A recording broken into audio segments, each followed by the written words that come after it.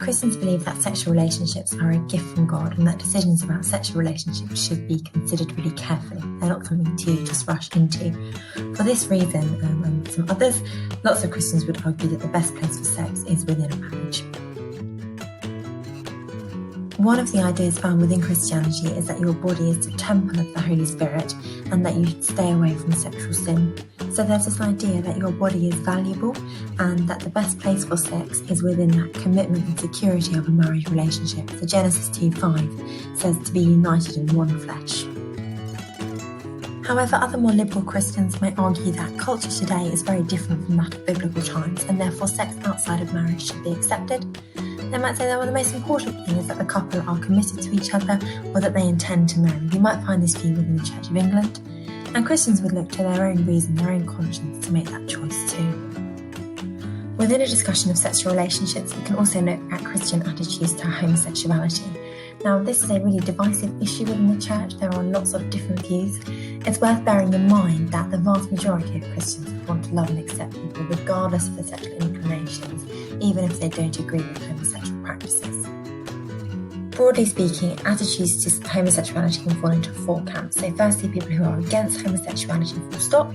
Secondly, people who might say homosexuality is sinful, it's a wrong action. Thirdly, those who accept homosexuality.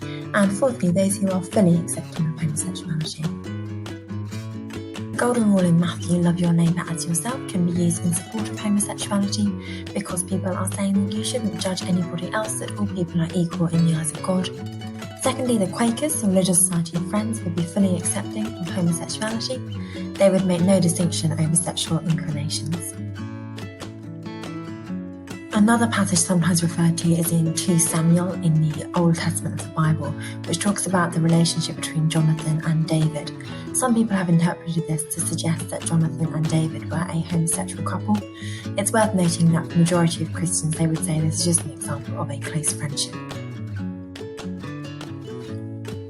Some Christians would accept homosexual believers but not necessarily support homosexual activity. Some of the quotes you might use for this is Genesis 1:26. It says, all humans are made in God's image.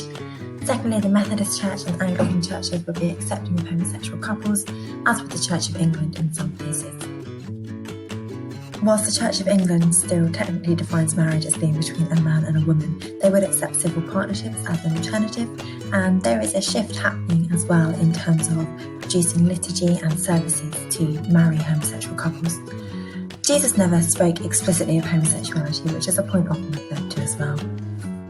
More conservative Christians, such as Roman Catholic Christians, might be against homosexuality based on the idea that marriage is for procreation, it's a place for children, and it's what God designed sex for. So sex is for children rather than pleasure. They might also look to the account of Adam and Eve in the Garden of Eden and say this is the model for marriage. Generally speaking, non-religious attitudes to sex outside of marriage and homosexuality will be to say that it's fine, and they would emphasise human free choice and say that homosexuality is a natural thing, it's a natural inclination, and it should be accepted and supported just as much as heterosexual relationships.